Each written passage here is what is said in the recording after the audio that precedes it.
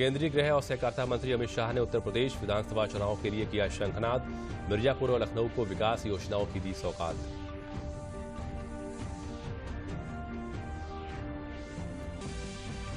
संसद की कार्यवाही में आज भी विपक्ष के शोर शराबे के कारण पड़ा व्यवधान।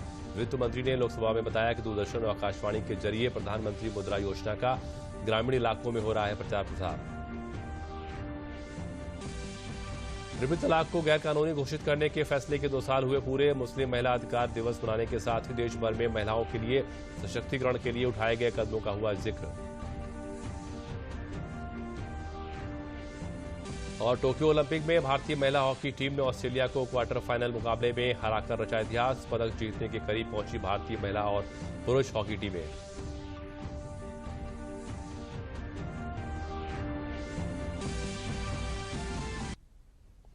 नमस्कार, मैं हूं प्रणव अग्नोत्री। समाचार विस्तार से। केंद्रीय गृह और सहकारिता मंत्री अमित शाह रविवार को उत्तर प्रदेश के दौरे पर थे, जहां उन्होंने विकास योजनाओं की सौगात दी तो आगामी विधानसभा चुनाव के लिए शंखनाद भी कर दिया है। 2022 में उत्तर प्रदेश में विधानसभा चुनाव होने हैं। भाजपा समेत तमाम सियासी दलों में सरगर्मियां इन दिनों बढ़ती हुई दिखाई पड़ रही हैं। अमित शाह ने योगी सरकार के विकास कार्यों का जिक्र भी किया। उन्होंने मिर्जापुर में मां विंध्यवासिनी कॉरिडोर परियोजना का शिलान्यास किया और 15 करोड़ रुपए के रोपवे का लोकार्पण किया। दिल्ली में मोदी जी तक आवाज जानी चाहिए कि मिर्जापुर में भाजपा वाले इकट्ठा हुए हैं। भारत माता की। पूर्वांचल के क्षेत्र में केंद्रीय गृह और सहकारिता मंत्री अमित शाह की दहाड़, ये संकेत है उस आगाज का जिसकी गहमागहमी अब उत्तर प्रदेश के चौक चौराहों पर भी दिखाई और सुनाई देने लगी है। मौका था मिर्जापुर के विंध्य क्षेत्र में 128 करोड़ रुपए के मां विंध्यवासिनी कॉरिडोर परियोजना के शिलान्यास और भूमि पूजन के साथ ही 15 करोड़ रुपए के रोपवे के लोकार्पण का, जिसमें गृह मंत्री अमित शाह ने मां विंध्यवासिनी के साथ साथ जनता से भी भाजपा के लिए आशीर्वाद मांगा। गौरतलब है कि राज्य में 2022 की शुरुआत में ही विधानसभा चुनाव होने हैं और इसे लेकर राजनीतिक सक्रियता प्रदेश भर में बढ़ गई है। आपने भारतीय जनता पार्टी को 2014 में आशीर्वाद दिया, 2017 में दिया, 2019 में दिया। मैं बरोबर यही था, सब अटकलें लगाते थे। कांग्रेस और सपा इकट्ठा हो गए, सपा बसपा और कांग्रेस सब इकट्ठा हो गए, मगर आप नहीं रही। आपका आशीर्वाद बढ़ता ही गया, बढ़ता ही गया, बढ़ता ही गया। गृह मंत्री अमित शाह ने मां विंध्यवासिनी मंदिर में पूजा अर्चना की। उन्होंने कहा कि पहले उत्तर प्रदेश में खुलेआम माफिया घूमते थे, लेकिन आज कोई माफिया दिखाई नहीं पड़ता। उत्तर प्रदेश को दंगा मुक्त, माफिया मुक्त, भू माफियाओं से मुक्ति करने का काम, उत्तर प्रदेश की माताओं बहनों की सुरक्षा देने का काम भाजपा की सरकार ने किया है। उन्होंने पूर्व की अखिलेश और मायावती की सरकार को भी निशाने पर लिया। 4 साल के अंदर योगी जी ने कानून और व्यवस्था के क्षेत्र में ढेर सारे परिवर्तन किए। अखिलेश भाई, आप और बुआ जी दोनों 15 साल का हिसाब लेकर आ जाओ। 15 साल में आधा भी किया है तो यूपी की जनता आपको माफ कर देगी, जितना योगी जी ने 4 साल के अंदर किया है। राज्य के मुख्यमंत्री योगी आदित्यनाथ ने कहा कि प्रदेश अब सुरक्षा के माहौल में आगे बढ़ रहा है। उन्होंने कहा कि पिछली सरकारों के पास जनता के कामों के लिए फुर्सत तक नहीं थी। जब भी नेतृत्व यशस्वी होता है, निस्वार्थ भाव के साथ कार्य करता है, तो देश के बारे में सोचता है। 136 करोड़ लोग उसके परिवार के हिस्से होते हैं, लेकिन जब नेतृत्व स्वार्थी होता है, भ्रष्ट होता है, बेईमान होता है, वह केवल अपने बारे में सोचता है, अपने परिवार के बारे में सोचता है। और आजादी के बाद से लेकर के विभिन्न सरकारों में, केंद्र में हो या राज्य में, यही तो होता रहा है। इससे पहले केंद्रीय गृह और सहकारिता मंत्री अमित शाह ने लखनऊ में Uttar Pradesh institute of forensic sciences का शिलान्यास किया। उन्होंने इस मौके पर पौधारोपण भी किया। उन्होंने कहा कि योगी सरकार के नेतृत्व में प्रदेश में हर क्षेत्र में विकास हुआ है। हर क्षेत्र में उत्तर प्रदेश ने योगी जी के नेतृत्व में बहुत अच्छा काम किया और उसी का परिणाम है कि 11 लाख करोड़ से अर्थव्यवस्था जो थी आज 4 ही साल में 11 लाख करोड़ से बढ़कर 22 लाख करोड़ पर पहुंचकर देश में दूसरे नंबर की अर्थव्यवस्था बनी है। अमित शाह ने लखनऊ स्थित SGPGI में जाकर उत्तर प्रदेश के पूर्व मुख्यमंत्री कल्याण सिंह के स्वास्थ्य का हालचाल भी जाना।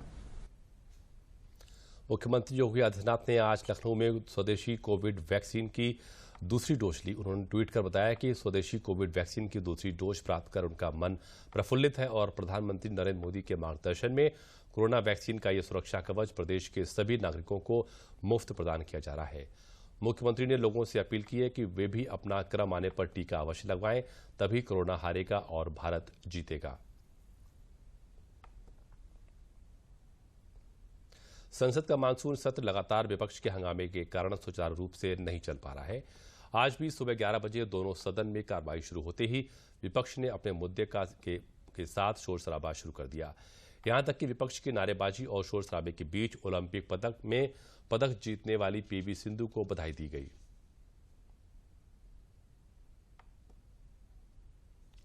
वित्त मंत्री निर्मला सीतारमण ने लोकसभा में एक सवाल के जवाब में कहा है कि प्रधानमंत्री मुद्रा योजना का लाभ ज्यादा से ज्यादा ग्रामीण इलाकों में मिल सके, इसके लिए दूरदर्शन और आकाशवाणी के जरिए प्रचार प्रसार किया जाता है।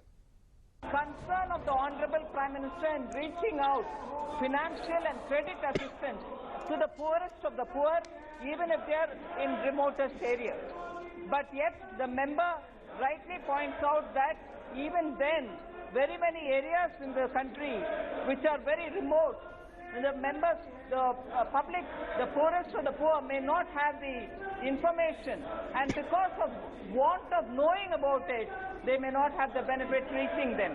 However, I wish to tell the member that through the All India Radio, through Doordarshan, and also through various mediums, we are very clearly showing those poor people who have benefited from this program and their experience is voiced, and through that, in their respective every state-owned regional languages, information is being broadcasted through All India Radio or Doordarshan, so that even the far-flung areas, people will get to know.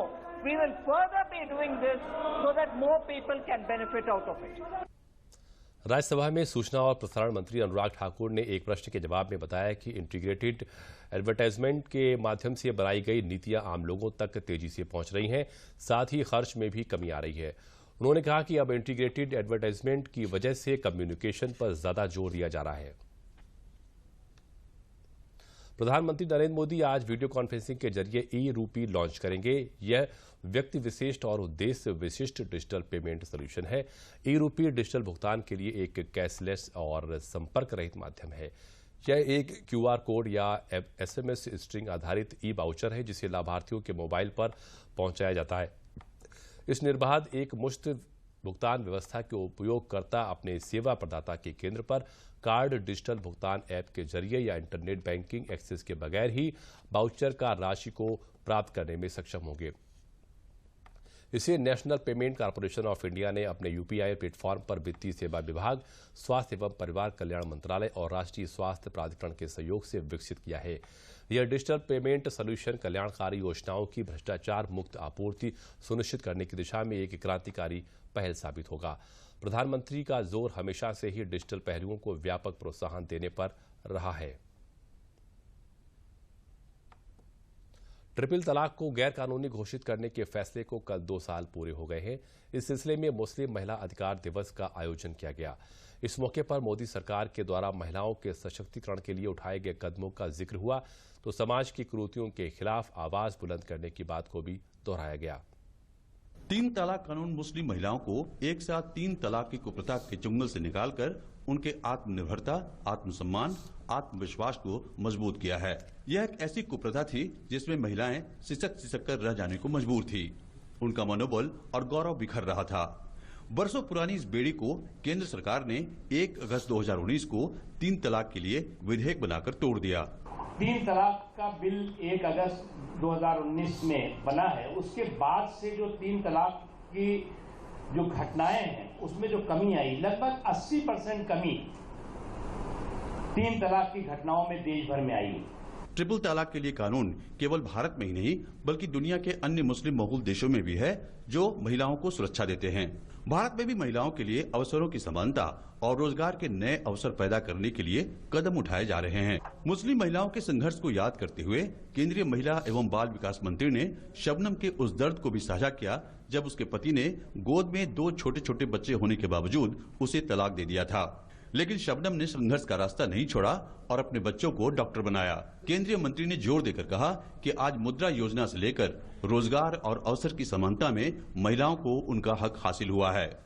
अनगिनत बहनें हैं अल्पसंख्यक समुदाय में, सिर्फ मुसलमान बहनें नहीं, पारसी बहनें हैं, जैन बहनें हैं, जिनकी दास्तां कभी लिखी नहीं गई हिंदुस्तान में। क्या हम कोशिश करके उन कहानियों को, उन दास्तानों को नकवी साहब तक पहुंचाएं ताकि उसमें नकवी साहब अपना समर्थन देकर इन बहनों को, जिन्हें इतिहास शायद भूल गया, उन्हें हम ना भूलें और उनके नामों को और उजागर। 2005 में मेरे साथ परिस्थिति इतनी खराब होती गई कि उन्होंने 3 शब्दों में मेरी लाइफ बिल्कुल ब्लॉक कर दी। मतलब मैं उन 3 शब्दों के आगे बोल नहीं पाई जो उन्होंने तलाक के बोले मुझे, या तो जॉब कर लो और या फिर घर से मेरे से निकल जाओ, तलाक ले लो। अभी हो सकता है कि हमें इतने बड़े स्केल पर इसका इम्पैक्ट ना दिख रहा हो, पर थोड़ा सा वक्त दीजिए। जैसे जैसे मुस्लिम महिलाएं इसकी ताकत को समझेंगी और अपने लिए, अपने बेनिफिट के लिए इस्तेमाल करना शुरू करेंगी सही तरीके से, आपको इसका इम्पैक्ट बहुत बड़े स्केल पर दिखाई दे। एक पुरुष अपनी बीवी को 3 बार तलाक बोलकर घर से बाहर निकालता था, लेकिन आज कानूनी सुरक्षा मिलने के बाद कहीं ना कहीं वो डर बना है, कानून का डर है। बिना सोचे समझे कोई भी मुस्लिम पुरुष अपनी बीवी को यूं ही घर से बाहर नहीं निकाल देता है। तो अब बदलाव आया है। 3 तलाक विधेयक के 2 साल पूरा होने के मौके पर काफी संख्या में महिलाएं जुटी और अपने संघर्ष, दुख दर्द को साझा किया। साथ ही अपने अधिकारों के लिए आगे भी लंबी लड़ाई जारी रखने का प्रण लिया। स्वास्थ्य और परिवार कल्याण मंत्रालय के मुताबिक देश भर में पिछले 24 घंटों में 40,134 नए संक्रमण के मामले दर्ज किए गए हैं। तो वहीं पिछले 24 घंटे में 36,946 मरीज उपचार करवाकर स्वस्थ हो चुके हैं, जिसके बाद देश में रिकवरी रेट बढ़कर 97.35% हो गया है। सक्रिय मामलों की कुल संख्या 4,13,718 हो गई है। साप्ताहिक पॉजिटिविटी रेट वर्तमान में 2.37% है और दैनिक पॉजिटिविटी रेट 2.81% है, जो 5% से कम पर लगातार बना हुआ है। और वहीं देश में कोरोना के खिलाफ जारी जंग में टीकाकरण अभियान तेज गति से जारी है। देश भर में अब तक 47 करोड़ 22 लाख से ज्यादा कोविड टीके की खुराक दी जा चुकी है।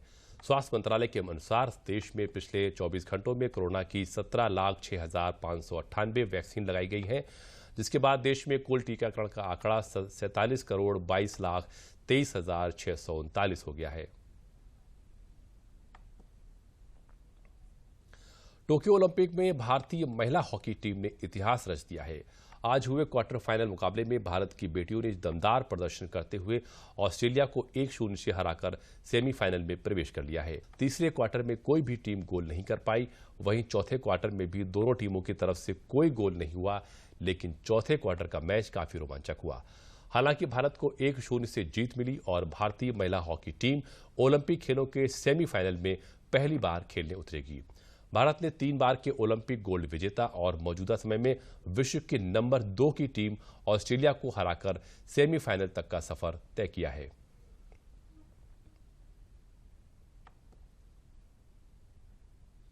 इससे पहले भारतीय हॉकी पुरुष टीम ने भी इतिहास बना दिया है। टोक्यो ओलंपिक में शानदार प्रदर्शन करते हुए भारत ने सेमीफाइनल में जगह बना ली है। क्वार्टर फाइनल मुकाबले में भारत ने ग्रेट ब्रिटेन की टीम को 3-1 से हराने में सफलता हासिल की। टीम इंडिया के लिए दिलप्रीत सिंह ने 7वें, मुरजंत सिंह ने 16वें और हार्दिक सिंह ने 57वें मिनट में 1 गोल दागा। सेमीफाइनल में टीम इंडिया का सामना 3 अगस्त को बेल्जियम की टीम के साथ होगा, तो वहीं दूसरा सेमीफाइनल इसी दिन ऑस्ट्रेलिया और जर्मनी के बीच खेला जाएगा। ओलंपिक में ब्रिटेन के खिलाफ भारत की ये 5वीं जीत रही। 1980 में भारत ने आखिरी बार हॉकी में ओलंपिक मेडल जीता था। 1980 में भारत ने वासुदेवन भास्करन के नेतृत्व में जीत हासिल की थी। हालांकि उस ओलंपिक में सेमीफाइनल नहीं खेला गया था। टोक्यो ओलंपिक में भारत के सेमीफाइनल तक का सफर अगर देखें तो यहां भारत ने ग्रुप स्टेज में दूसरा स्थान हासिल किया है। भारत ने ग्रुप स्टेज में 5 में से 4 मुकाबले जीते हैं। भारतीय बैडमिंटन खिलाड़ी पीवी सिंधु ने टोक्यो ओलंपिक में कांस्य पदक जीतकर इतिहास रच दिया है। सिंधु ने कांस्य पदक के लिए हुए मुकाबले में चीन की बिग जियाओ को सीधे गेम में हराने में सफलता हासिल की। इसी के साथ सिंधु 2 ओलंपिक पदक जीतने वाली पहली भारतीय महिला खिलाड़ी बन गई हैं। इससे पहले सिंधु ने साल 2016 में रियो ओलंपिक में रजत पदक अपने नाम किया था। पीवी सिंधु की इस जीत के बाद देश भर से खुशियों और शुभकामनाओं के संदेश लगातार आ रहे हैं। पीवी सिंधु ने रविवार को टोक्यो ओलंपिक में बैडमिंटन का महिला एकल वर्ग का कांस्य पदक जीतकर इतिहास रचा। वे ओलंपिक खेलों में 2 पदक जीतने वाली पहली भारतीय महिला खिलाड़ी बनी। राष्ट्रपति ने सिंधु को ट्वीट कर बधाई दी। पीवी सिंधु 2 ओलंपिक खेलों में पदक जीतने वाली पहली भारतीय महिला बनी। उन्होंने निरंतरता, समर्पण और उत्कृष्टता की नई मिसाल कायम की है। भारत का नाम रोशन करने के लिए उन्हें हार्दिक बधाई। वहीं प्रधानमंत्री नरेंद्र मोदी ने भी ट्वीट कर उन्हें बधाई दी। हम सभी पीवी सिंधु के शानदार प्रदर्शन से बेहद खुश हैं।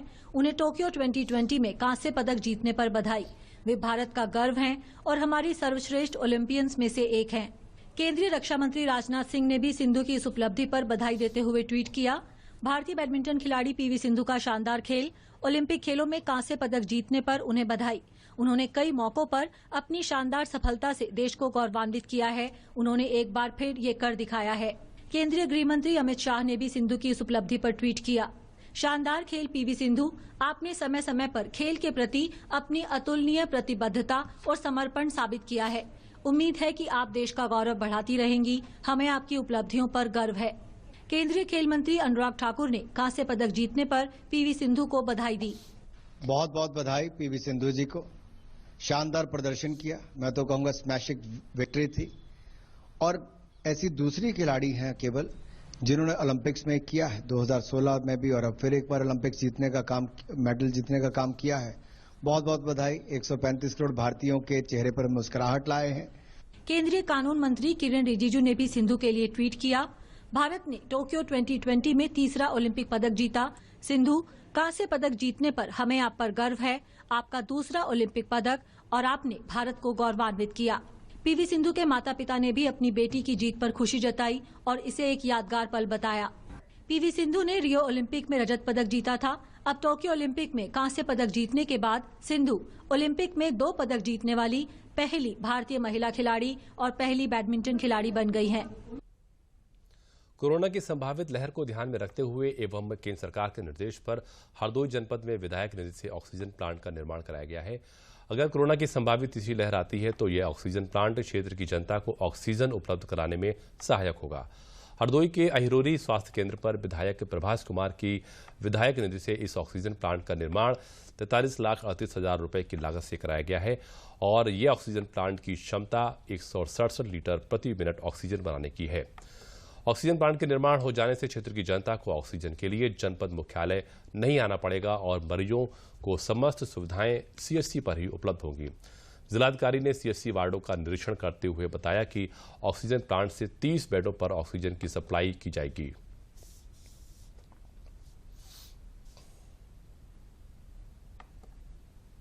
माननीय विधायक जी की प्रेरणा से और उन्होंने अपनी निधि को समर्पित करके यहाँ पे हम लोगों को अहिरोरी ब्लॉक में एक प्लांट दिया था, ऑक्सीजन प्लांट, ताकि कोविड महामारी में जो दूसरी लहर में जो ऑक्सीजन की कमी महसूस करी गई थी उनकी क्षेत्र की जनता को ये कमी ना महसूस करनी पड़े। उसी के क्रम में ये कार्य पूरा कर लिया गया है। समय रहते हम लोगों ने इसे पूर्ण कर लिया है। यहाँ पे हम लोगों ने 30 बेड की व्यवस्था करी गई है। 167 LPM का प्लांट लगाया गया है।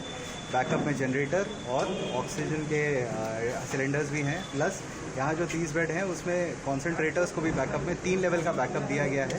एक तो हमारा ऑक्सीजन प्लांट है, दूसरा लेवल का बैकअप उसका मैनिफोल्ड है। अगर इनकेस अगर ऑक्सीजन प्लांट में कोई कमी आ जाती है, फॉल्ट आ जाता है तो मैनिफोल्ड से सप्लाई हो जाएगी और अगर वो भी फेल कर जाता है तो हम लोग यहाँ पे कॉन्सेंट्रेटर्स भी देंगे। गाजीपुर जनपद में ओमेगा की मोबिलिटी एवं यूथ रोलर एंटरप्रेन्योरशिप के बीच बैटरी चालित 3 व्हीलर ऑटो निर्माण के लिए 100 करोड़ रुपए के निवेश का करार संपन्न हुआ। इस अवसर पर बोलते हुए ओमेगा सिटी के चेयरमैन उदय नारंग ने बताया कि गाजीपुर जनपद में हम प्रधानमंत्री नरेंद्र मोदी की मंशा के अनुरूप इको फ्रेंडली 3 व्हीलर ऑटो के निर्माण के लिए फैक्ट्री प्रारंभ करने जा रहे हैं। इसके लिए जिलाधिकारी गाजीपुर और भाजपा विधायक सुनीता सिंह की उपस्थिति में करार पर हस्ताक्षर हुए हैं। यथाशीघ्र गाजीपुर में 3 व्हीलर का निर्माण प्रारंभ हो जाएगा, जिसमें गाजीपुर सहित पूर्वांचल के युवाओं को प्रत्यक्ष एवं अप्रत्यक्ष रूप से रोजगार उपलब्ध होगा। संजय राय शेरपुरिया ने बताया कि 3 व्हीलर ऑटो के निर्माण के साथ साथ विभिन्न वाहनों में लगाए जाने वाले कलपुर्जे भी यहां बनाए जाएंगे।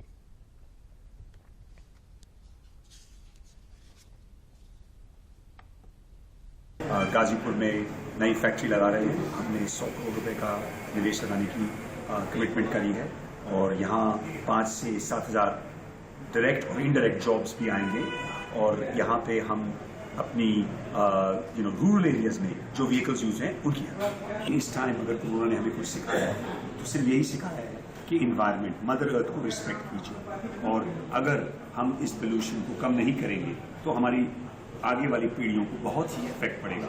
तो हमारी जो भी प्रोडक्ट्स आ रहे हैं ग्रीन एनर्जी, सस्टेनेबिलिटी और प्रदूषण रिडक्शन के लिए बहुत ही ज़्यादा इम्पैक्ट आएगा। Not only that, rural income भी बढ़ेगी हमारे व्हीकल से, जो कि हम very different type of products जो हम निकाल रहे हैं। गाजीपुर जिले की समस्या क्या है, या अधिकतर देखेंगे उत्तर प्रदेश और पूर्वांचल के क्षेत्र में, बिहार तक चले जाएंगे, मार्जिनल फार्मर ज़्यादा है। इसकी वजह से क्या होता है कि उनको क्लस्टर बेस्ड खेती करने में समस्या होती है। हम अपने अनुभव के माध्यम से कोऑपरेटिव कल्चर को ले जाएंगे। आपने देखा होगा भारत सरकार ने तुरंत एक कोऑपरेशन मंत्रालय बनाया है। हम उन चीजों को जमीन पर उतारने का प्रयास करेंगे कि एक गांव, एक बीज, एक फसल, एक प्रोसेस, उसको लेके जाएंगे, जिससे क्या होगा कि फसल के उत्पादन के बाद उसका बाजार यहीं पे हो और वैल्यू एडिशन पे काम हो। और उस वैल्यू एडिशन के बाद में हमने लक्ष्य रखा 2022-23 को $1 बिलियन का फल, सब्जी, अनाज यहाँ से विदेश में एक्सपोर्ट करने। कन्नौज जिले में अब किसान अपनी पारंपरिक खेती आलू के साथ साथ अन्य फसलों का उत्पादन कर अपनी आय को दोगुना करने में सफल हो रहे हैं। उनकी सफलता में जिले का कृषि विभाग अहम रोल निभा रहा है। जिले के बहादुरपुर मुरैया गांव में रहने वाले किसान हरिनाथ सिंह ने अपने खेतों में काले गेहूं व काले चावल की खेती कर एक नई मिसाल कायम की है। किसानों ने बताया कि इसकी खेती से बहुत लाभ हो रहा है। वहां से बीज लाकर उन्होंने अपने 10 एकड़ खेत में काले चावल व काले गेहूं की खेती की। फसल उत्पादन के बाद उनको लागत से 10 गुना लाभ हुआ। कृषि उपनिदेशक RN सिंह ने बताया कि किसान हरिनाथ ने जिले में काले गेहूं व काले चावल की सफल खेती कर एक प्रगतिशील किसान की मिसाल पेश की है।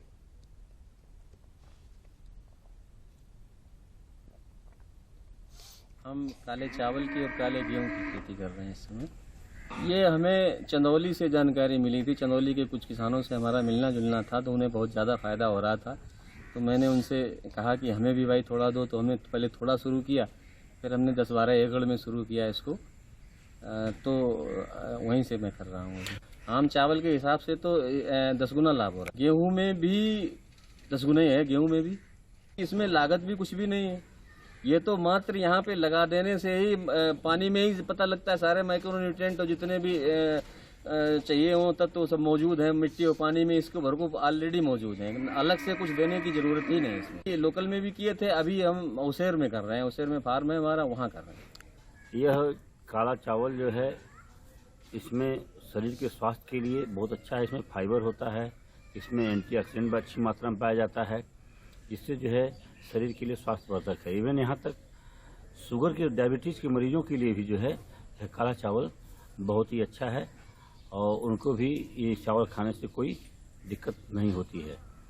और काला गेहूं भी है, उससे भी एंटीऑक्सीडेंट की मात्रा है जो कि शरीर को सही रखता है।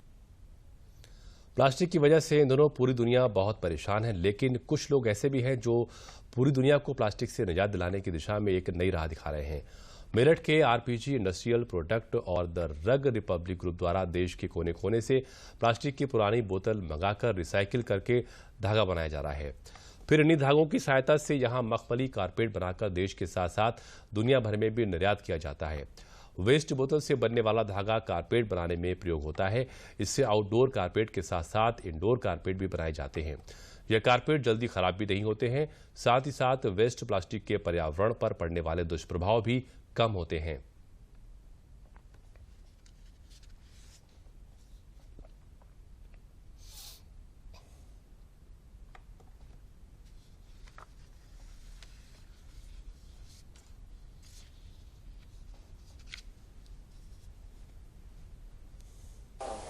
तो सूत से बने कालीन और प्लास्टिक से बने कालीन में सबसे बड़ा फर्क होता है उसकी मजबूती का। जैसे आपको पता ही है, जो प्लास्टिक की बोतल होती है वो पड़ी रहती है, कुछ नहीं होता, उसको मार दो फेंक दो, ऐसे पड़ी रहती है।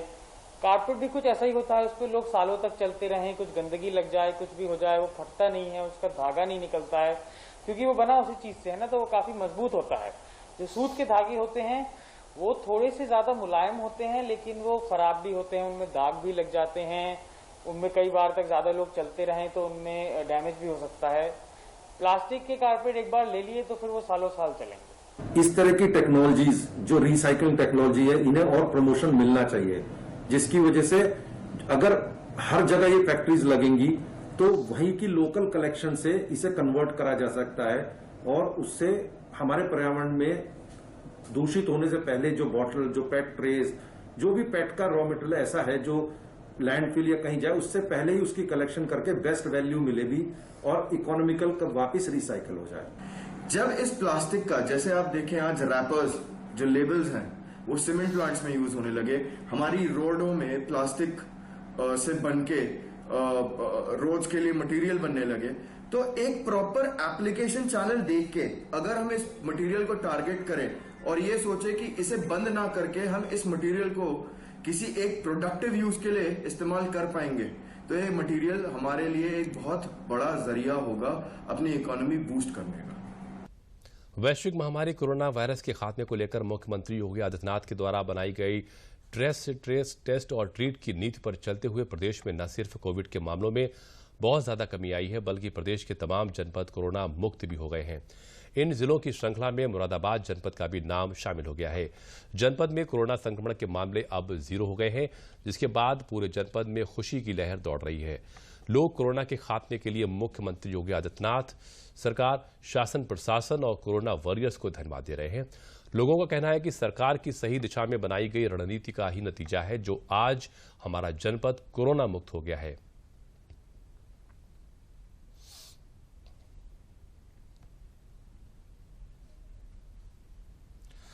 और अब आप दूरदर्शन न्यूज और उत्तर प्रदेश के समाचार बुलेटिन और समसामयिक विषयों के कार्यक्रमों को हमारे YouTube channel DD news UP पर देख सकते हैं।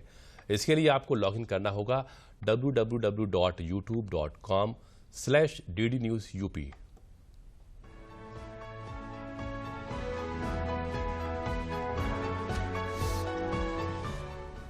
अब आप दूरदर्शन न्यूज उत्तर प्रदेश के समाचार बुलेटिन और समसामयिक विषयों के कार्यक्रमों को हमारे YouTube channel DD news UP पर देख सकते हैं। इसके लिए आपको लॉगिन करना होगा www.youtube.com/ddnewsup।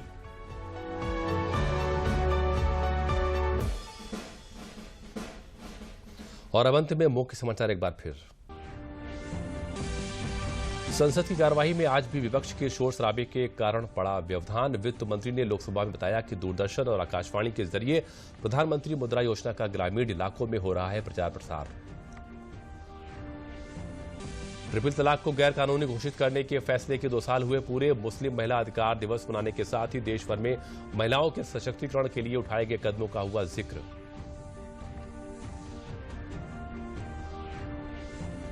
और टोक्यो ओलंपिक में भारतीय महिला हॉकी टीम ने ऑस्ट्रेलिया को क्वार्टर फाइनल मुकाबले में हराकर रचा इतिहास। पदक जीतने के करीब पहुंची भारतीय महिला और पुरुष हॉकी टीमें।